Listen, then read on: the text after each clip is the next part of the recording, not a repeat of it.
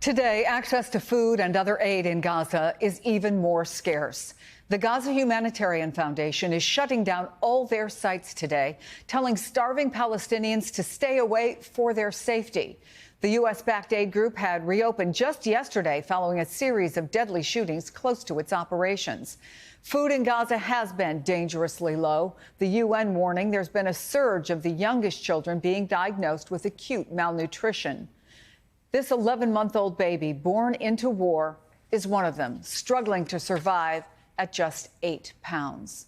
It's all a nightmare on replay. One 14-year-old girl tells our team on the ground, quote, "We are exhausted. We have no food or water. Someone needs to stop this war. Before all of this, I lived a happy life like any child. But now I've lost my childhood.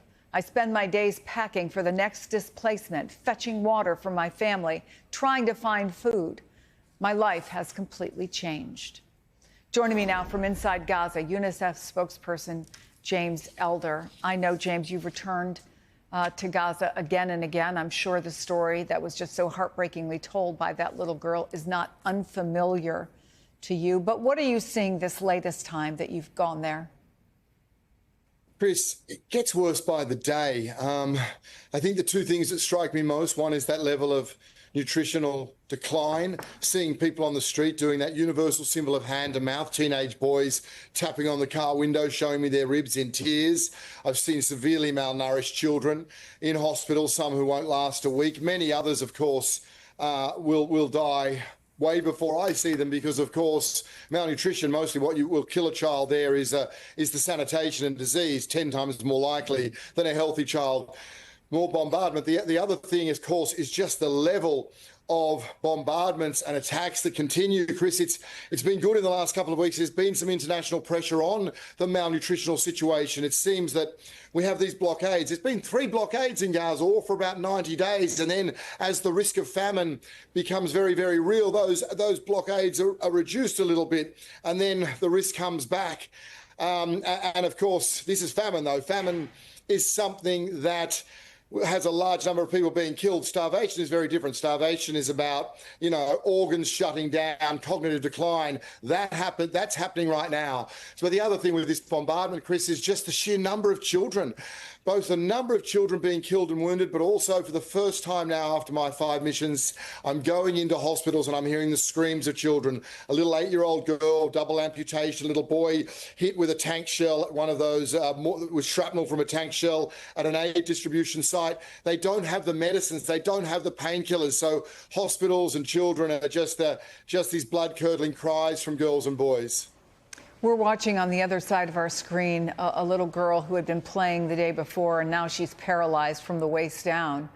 It's so heartbreaking to see and hear these stories. And I was remembering a UNICEF headline early on in this war that read, "Gaza is now a graveyard for children." That was early in the war.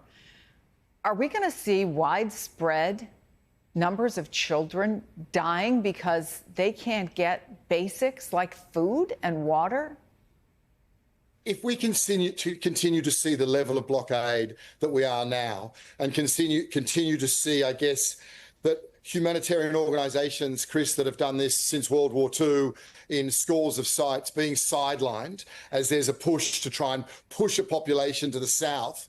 The foundation that you speak of there is a few sites. During the ceasefire, there were 400 sites from the United Nations. That's what humanitarian aid does. It goes to people where they need it. You cannot have a few sites for 2 million people. You can't ask grandparents, the sick, the wounded, those with amputations to go to those sites, particularly now because we've seen children killed at those sites.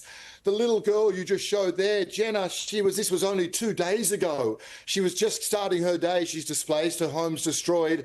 When an airstrike hit, she's paralysed from the waist down, but she hit the floor, unable to move, but her eyes were open. She watched her friend die in front of her.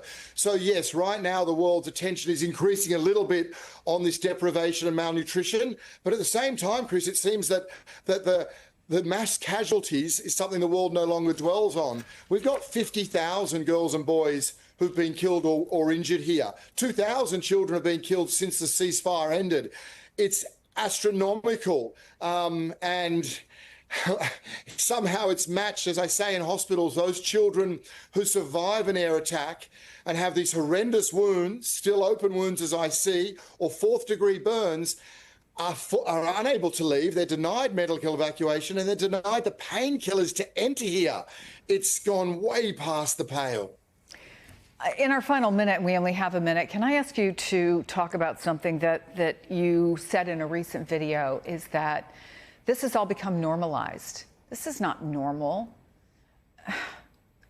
Talk about the desperation that the families feel, the parents, grandparents, as you describe it, and that you and the people who work there must feel. No, absolutely. This is not a tragedy we couldn't stop. It is one that somehow the world is starting to live with. The people here, they're in utter survival mode. I've never been to a place where you can safely say, with no embellishment whatsoever, that every single child needs mental health support. Every single parent spends a day trying to either survive, to move, or to look for something resembling nutrition. I was at a hospital and there'd been 3 drone attacks on hospitals normalised. Seeing that little girl with a double amputation at her hips, somehow that's normalised. The thousands of children still being bombed whilst they sleep. And this denial of aid to put us to the brink of famine, but knowing people are starving, knowing children's bodies are starting to eat their own organs, somehow normalised.